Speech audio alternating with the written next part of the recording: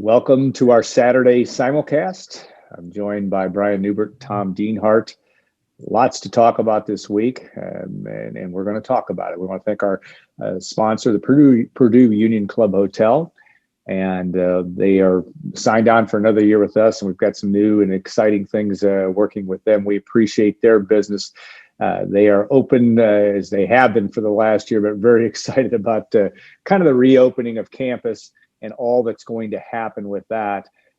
Was in the 811 restaurant this past Saturday with a couple Golden Black subscribers, actually, and that was an excellent place to check out if you get the opportunity. The Boiler Up Bar as well. If you get the chance and when you're on campus, make sure you stop at the Purdue Union Club Hotel. All right, guys. Like I said, it's the middle of July. It should be quiet, and I guess in some ways it is. But Brian, I know this is a very busy time for you. You were down south last week. This week you're not going to Cedar Point, I know, but you are going to. Well, maybe you are. I'm going to Cedar Point. What do you think I'm doing? You're going to ride some roller coasters. Going to ride the ride. Go find a merry-go-round to ride. I'm still scared. I went to covered basketball. I'm still scared of the roller coasters at Cedar Point. God, even though I get on them, they're so freaking big. But you've got basketball by the time this airs, so to speak. You'll be covering some. Tell us a little bit about that and kind of what the vibe was down in Alabama as well. But this is a busy time of year for basketball recruiting and going and watching what will be the future of not only Purdue basketball, but basketball in the Big Ten and beyond. Yeah. If I find any of those little stations down there where you shoot the water gun into the clown's mouth and the balloon inflates, that's you're going to do it. Okay. But no, I'm going to go see Miles Colvin play a couple times, 3 of his 4 games up at the Nike Summer Championships at Cedar Point. After last weekend, I just kind of watched Camden Heide play his whole weekend in Birmingham. To be honest with you, there's really not a whole lot going on right now in terms of Purdue basketball recruiting because they're locked into a couple guys here.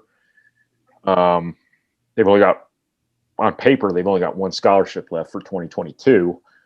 They have to find a big guy. They could use 2 more if they want, but who those 2 would be at this point, I don't even know. I'm sure Purdue is looking for more guys to recruit in 2022 and 2023 alike. Nothing really surfaced out of that first evaluation period. Perhaps after this one, at some point Purdue has to make a decision on Keba Jai from the Indy Heat program. He's a center recruit who they've been, recruiting like an offered player for quite some time. His visit didn't happen in June for a variety of reasons. They still haven't offered him. They've had a chance to watch him live now. Will again this weekend. We'll see what they do there. That's kind of the biggest drama, I think, of the 2022 class here. 2023, you've got Miles Colvin committed already. It's a 2-man class as of right now. So you've got a year and a half to find one more guy. Now, it could go to 3. All of these numbers are always subject to change these days, especially now with, the transfer era and whatnot, giving coaches more reason to oversign than they've ever had before in the history of the game. But also the possibility at any time a scholarship could open.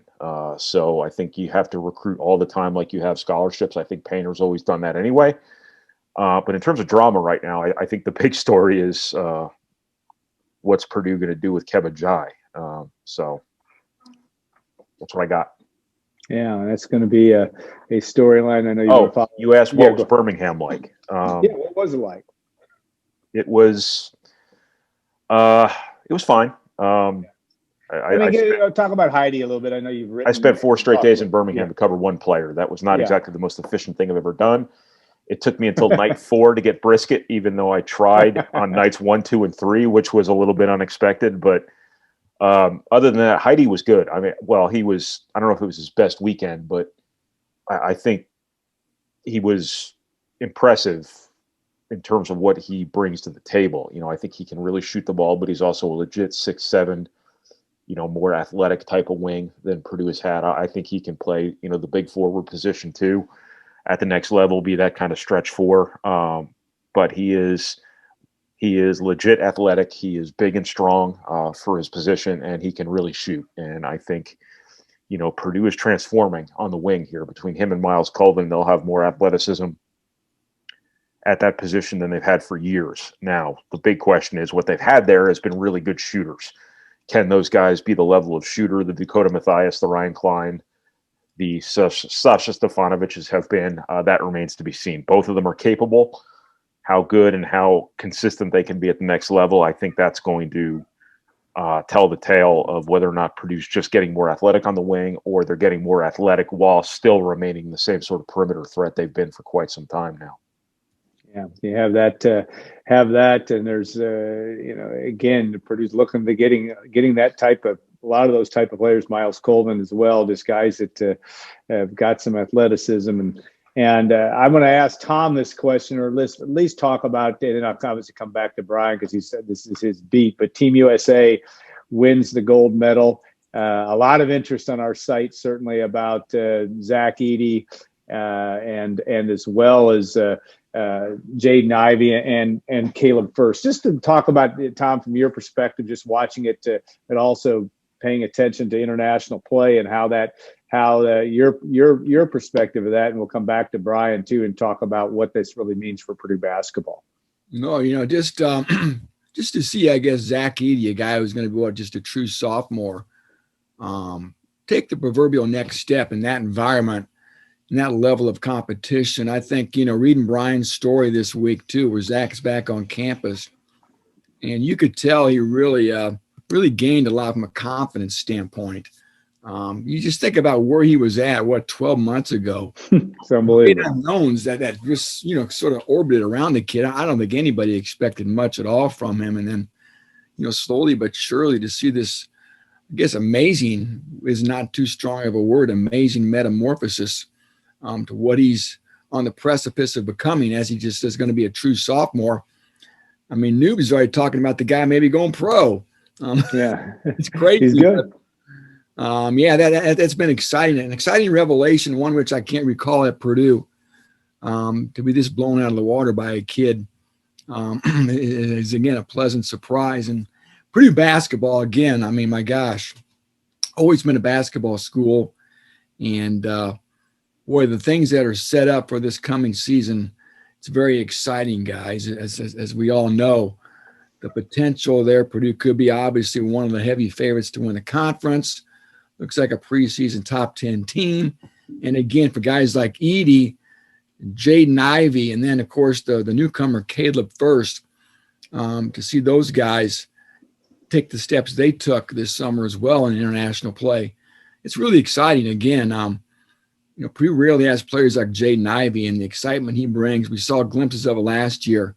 And I got to think he's going to be back on campus here too with a lot more confidence, going to be the alpha dog, the guy who's going to take that clutch shot when time clock's running down and Purdue needs a big bucket.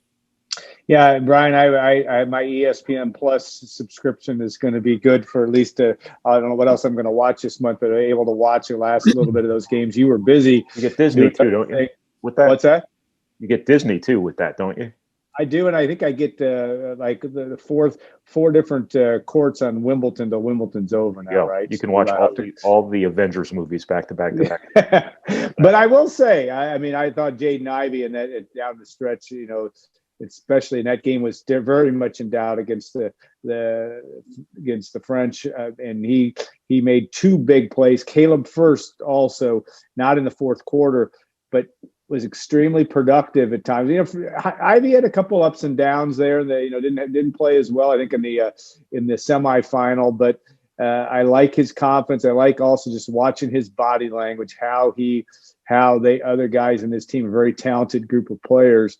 And the main thing I saw was, maybe it's because I watch our numbers on our website, just the shocking interest, and maybe there wasn't a lot else going on last weekend, but U19. Just the interest in the fact that three Purdue players had a huge role on an international stage. But Brian, I guess try to distill this down to now that you're a week out from it, you've talked to Edey, et cetera, but about what this really means and what Purdue can really gain from all this in your view down the road. I just realized my cat's in here. That's right. It's raining canned hams here, as they say in West Lafayette. At least it is where I live. But go they ahead. can all benefit from this profoundly because, I mean, they have all. I don't think Jaden Ivey needs more confidence. I think he always carries himself, even when he's not playing terribly well. Which, you know, I don't know if that's something Purdue fans are going to see very often next year. Even when he's had his ups and downs, he still carries himself like a great player. He still carries himself like a professional. He still carries himself like the best player on the floor. And I think for great players, that's a really important and really overlooked element of what they do. I think Zach Edey now has every reason in the world to carry himself like that. And, you know, I actually had a chance to talk to him in person for the first time since he's been to Purdue a few days ago. And I can't really gauge his demeanor or his body language because I think you learn more about people, as much about people at least, when the tape recorders aren't running than you do when they are running. So I wasn't really around him at all in person last year. So I don't know if the vibe around him was any different than it was a year ago, but he sure seemed like a confident, empowered, emboldened player who's on the verge of something, you know, pretty significant here. Now, how Purdue is going to manage to maximize its assets here with both Travion Williams and Zach Edey, you know, that's a good problem to have. But I think that, you know, after this, you know, really, really wild year that Zach Edey had, where he goes from, you know, being a guy who barely played for his prep school, barely played for his grassroots program, had only been playing basketball for a couple of years, to being a guy who was productive and flat out good, you know, in the Big Ten right away. For him to have this sort of breakout experience playing internationally, for him to damn near make an Olympic team, for him to, you know, not only win a bronze medal, but really come within a few points of what could have been a gold medal, I think should give him every reason in the world to carry himself differently. And, you know, when you carry yourself like a great player, you have a really good chance to be a great player, provide all the other tools are in place. Caleb Furst, you know, hasn't needed, you know, to prove himself against high level competition because he did so on the EYBL circuit and grassroots, but this should give him every reason right away too to believe that he's ready now to come in and help Purdue this season. And he's going to have every chance to, because, you know, A, he's good enough, but B, also the door's been kicked open by the Mason Gillis situation here. And I don't think I'm going out on a limb here by guessing that Caleb Furst is Purdue's starting power forward come the season. And, you know, very possibly in games against North Carolina. You know, I have to look at the schedule to see exactly how deep that is into things, but he's going to play really important minutes for Purdue this coming season. For him to have earned a place on an international team, when, you know, I don't think they planned on taking three centers either on that team. And how they categorized Furst, I don't really know, but I think they took more big guys than they planned to initially because Furst was so good in the tryout. So not only did he make the team, but he might have altered the way they configured the team just to make room for him. With Kalkbrenner and Lofton already on the team, Caleb Furst could have been the easiest cut to make because you already had two big guys you were probably relatively committed to. But he just played so well that they couldn't cut him. They had to keep him. And that's what, you know, he's going to have to do as a freshman here at Purdue. He's going to have to make the most of his minutes and you know, prove he belongs out there, but also understand internally that he does belong out there, because he's going to be out there and he has to play like he belongs out there. That was quite the word salad I just gave you, but well, and I thought he right away. Yeah, I thought, again, just watching just making things happen every time. And he seems to me, I know he's going to have the potential to be a lot more than a role player at Purdue, but he just fits that mold of coming in and doing what's necessary. And he did that in that tournament. Of course, when you have both your two, you know, with Edey and Ivey also on the in essence the all-star team of the tournament too, that's speaks volumes for what's ahead for Purdue basketball. All right, we'll turn our attention to what used to be, and now in the 2021, maybe hopefully post-COVID era, media day, and I remember Tom's been to many of them. Brian's been to many of them over the years. It used to be up in Chicago. It was a big deal up there. This one's going to be in Indianapolis. It will be a big deal, Tom, just because it's the start of this what we expect to be a all the doors open football season. Your expectations heading into the 23rd, that'll be next Friday, and what you may see, but also how fun it will be to kind of be able to go and sit at the table and talk to coaches as well. Yeah, we're all looking forward to it. Excuse me. Some level of normalcy here, the interaction with players and coaches you talked about, Alan, and more than anything, the anticipation of basically a normal football season, right? Fans in the stands, and in football, as we all have grown to love it and know it over the years prior to 2020. So, that's always a fun official kickoff of the season, of course. 2-day event in Indianapolis on Thursday and Friday. Purdue's day is on Friday. Coach Braun will talk, and there'll be a select Purdue players there as well. They have not announced those yet. Then August 5th, fellas, that's the first day of practice for Purdue, and it all gets real at that point. And, the big revelation of late, I guess, was Purdue, of course, losing the commitment of Marcus Cushney of Alabama A&M, flipping to Florida State. Purdue's now back in the market trying to find some help at defensive end. They seem to be after a kid from Virginia Tech, and we'll see what happens there. And then, of course, there's also news of Anthony Watts sustaining an injury to his foot. Super senior defensive tackle. It's an injury, I'm told, that could linger deep into the season. So Watts will not be part of the team early on, it sounds like, either. So the beat goes on, right? There's always something going on with a football team when you have that many players. But there's still a lot of excitement, I think. We all know about the personnel additions via the portal. We all know about the revamped coaching staff on defense. And for me, that's the biggest X factor of all, I think. It's just that defense in general. I think 7 of the portal transfers have been on that side of the ball. Again, the whole new staff, a whole new scheme, a much more aggressive scheme. And I think that's the side of the ball that's really going to dictate and determine what type of season Purdue has this coming year. The idea that would you make the assumption and that it'll be George Karlaftis and David Bell would be the team representatives. I mean, fair? That seems logical, but again, sometimes we're not always first to know on this. But we'll see. I was thinking if there's 3 guys, obviously those would be 2 guys. David Bell is a very reticent individual. Yeah, doesn't like talking to the media, but again, it makes a lot of sense from a talent standpoint. Plus, being in his hometown, right? Karlaftis would be a natural pick, you would think, and then I got to thinking of other guys. Maybe you take a quarterback like Aiden O'Connell. Xander Horvath, the running back, would be a possibility as well, I think. Would be some of the other logical choices, I think. Yeah, going to be interesting to see. Brian, you've been to the football media day or two over the years. Any expectations from your perspective of what I know that's down the road and a couple trips away for you, but what you hope to see at this type of event in Indianapolis? It's a good thing, I guess, in some ways. It's in Indy as opposed to Chicago. That's a little bit easier for us. Cheaper parking. It's cheaper parking. That's true. But less traffic. Any great words of wisdom and with the tail of your cat going through the picture, it's good. It's gone now. Not really. It's nice to be able to do this in person again. It is. I wrote my column yesterday. It is so difficult to cover a team when you're not around that team ever.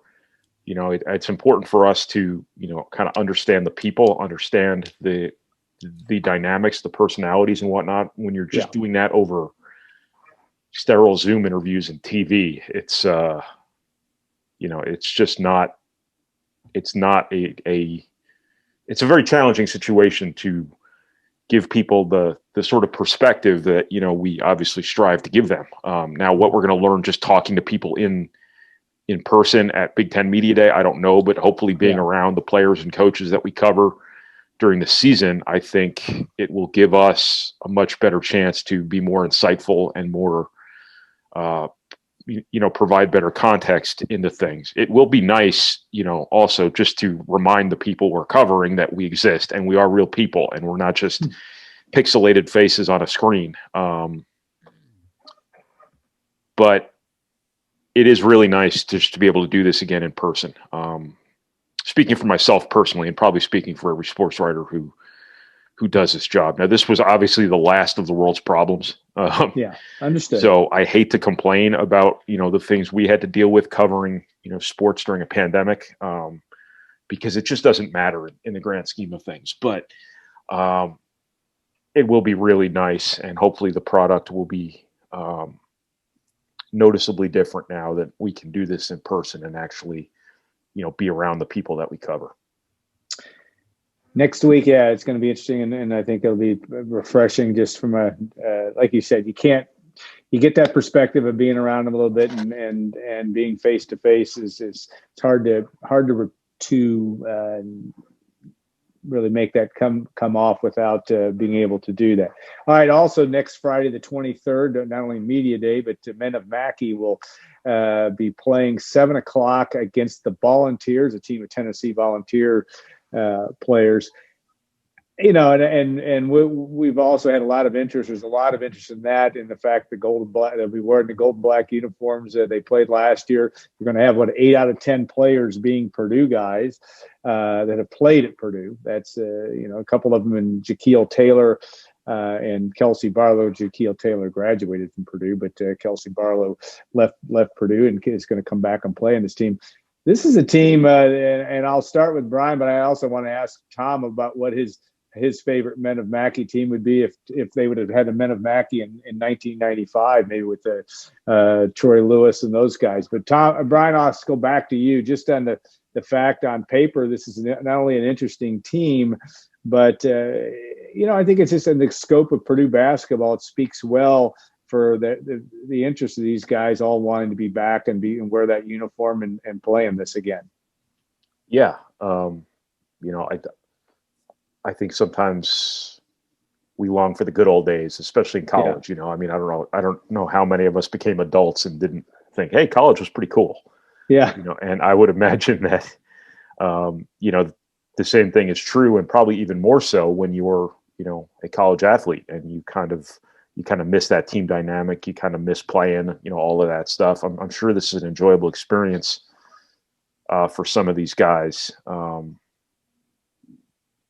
What will be interesting here is how are they going to play AJ Hammons and Isaac Haas enough?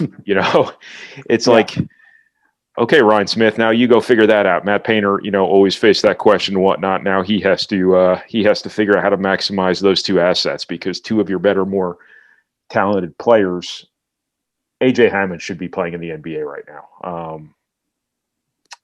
Isaac Haas is obviously a fringe NBA, sort of guy. Robbie Hummel would be a fringe sort of NBA guy. This is a good team they've got. It's just going to be a matter of, figuring out how to get the most you can out of having both AJ Hammonds and Isaac Haas, because those are obviously two really good players. It's sort of the same concept I kind of wrote about yesterday for Purdue, is how do you maximize having both Zach Edey and Travion Williams at center right now? But they should be a pretty salty group here. I would assume Robbie Hummel's in great shape because he's been playing. I'd assume Isaac Haas is in great shape. He's been playing. I'm not sure AJ Hammonds has been. I know he's had some opportunities overseas that he's turned down to stay here. But they've got some players on that team. Players who should be in pretty good playing shape, and I think they should be a pretty tough team to take down here. Yeah, Tom, Ryan's got an interesting challenge just because he's got to tell some of his contemporaries, or guys that are, Ryan obviously is a coach, but it's an interesting dynamic, and I guess I'd ask you, just in the grand scheme of why this, this TBT has been going on for longer than the 2 years that Purdue's been playing in it.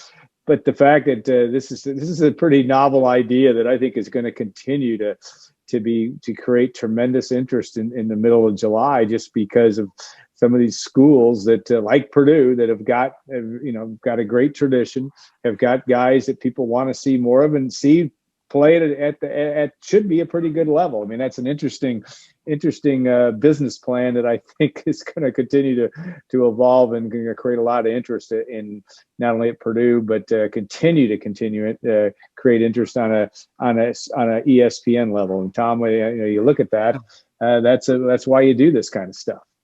Yeah, I mean, it's a time of year on the calendar, a sports calendar. There's not a whole heck of a lot going on, So the timing of it's perfect as well. And you guys talked about the nostalgia aspect of it, and the school pride aspect of it. There's a lot of that. I think that cocktail of those three things, school pride, nostalgia, a pretty devoid sports calendar, and you have the makings of an event that looks like it continues to gain momentum. And then, like you said, Alan, this is only Purdue's second foray into this. And boy, it looks like the momentum is going to continue to grow there. They've got people interested in putting the team together that you've chronicled very well. And Alan, they're also doing this for a good cause, right? If they win it all.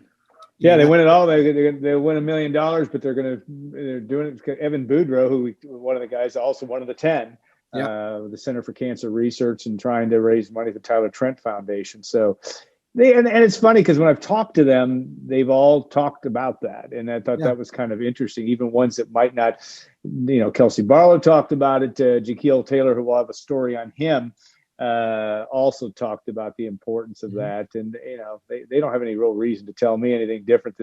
But I think they really are all looking forward to it. Just seems like it's going to be a blast for them to play. And we'll see if it comes off on the court and see how it goes. We haven't talked about Lewis Jackson. I mean, I've guys that I'm interested in seeing. Yeah. And Lewis is had been a huge fan favorite. Had some ups and downs since his time at Purdue, but I think he's also in a good spot to be fun to watch. I think people are going to be watching and 3,700 seat facility. I don't know how many tickets Purdue will have, or Purdue Men of Mackey fans will get there, but it'll be a fun environment, I would think. So that's going to be a fun part of this as well. All right, guys, I want to ask the one question. I want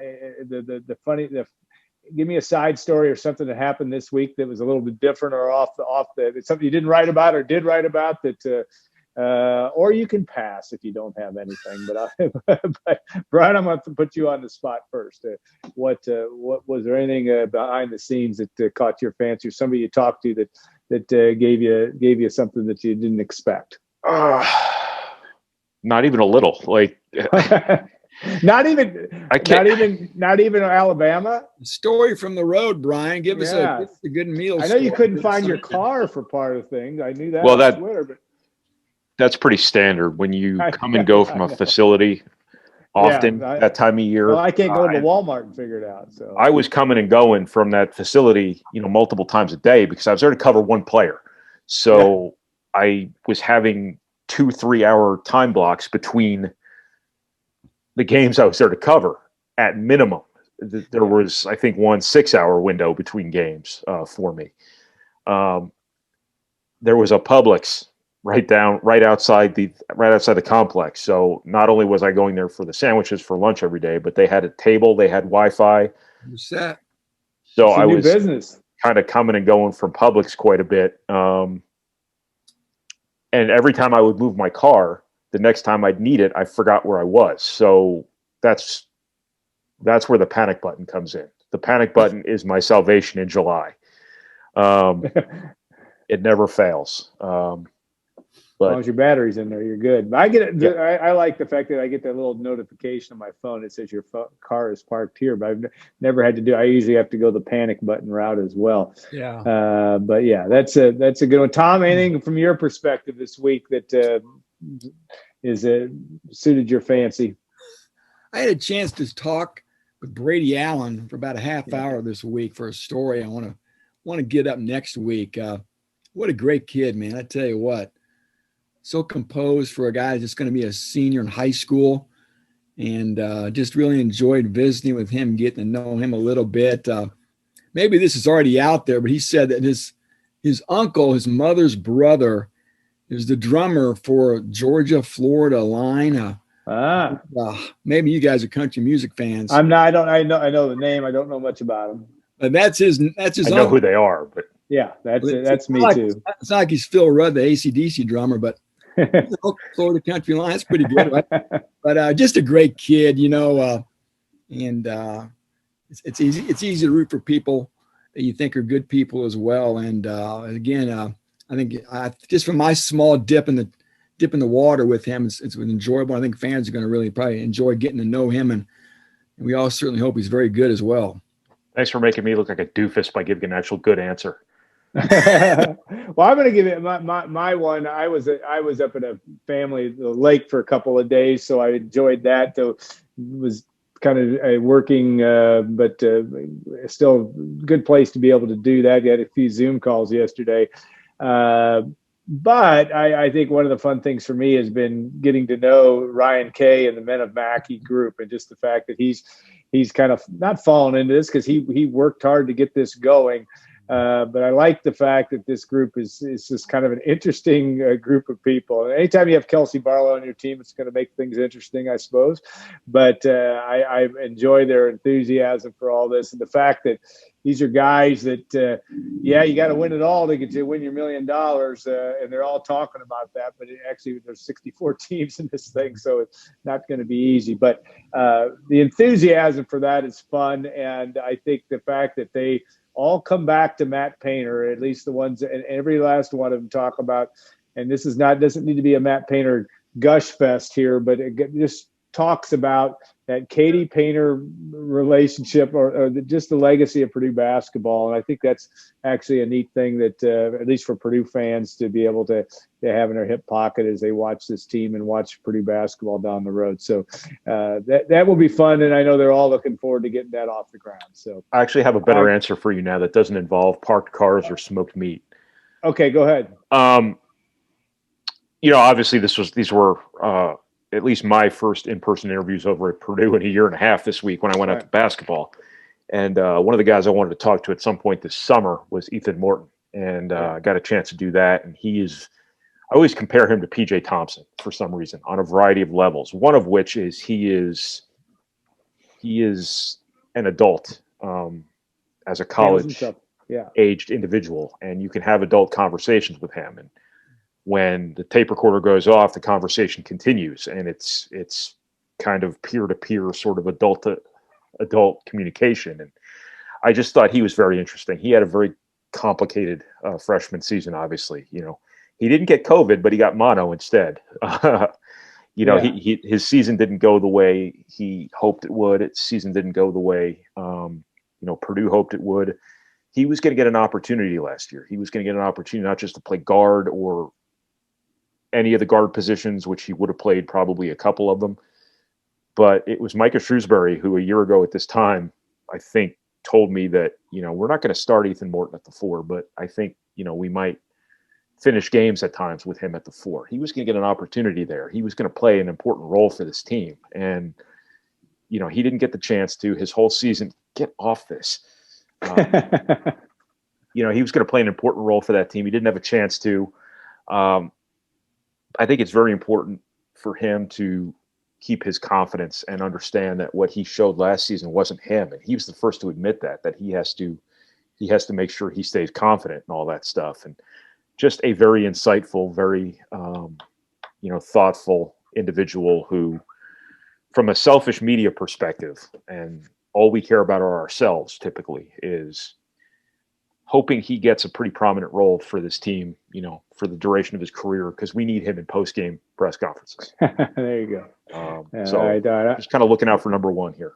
All right. That's always a good way to at least start. So, all right, guys, thanks so much. Enjoyed our conversation. It's kind of serves as a staff meeting anymore, but appreciate it as well. I want to thank the Union Club Hotel. And it is a Travel and Leisure World's Best Hotel in Indiana nominee. You can always still vote at the Purdue you can visit PurdueUnionClubHotel.com for more details. And of course, you can also become a member of GoldenBlack.com. Click on a number of links on our site to do just that. we appreciate all of you that do take the time to listen and or watch this Saturday simulcast, and we'll look forward to know. It might be just Tom and Brian talking about Media Day next week, but we look forward to that as well. And have a great week, everybody. We appreciate you tuning in.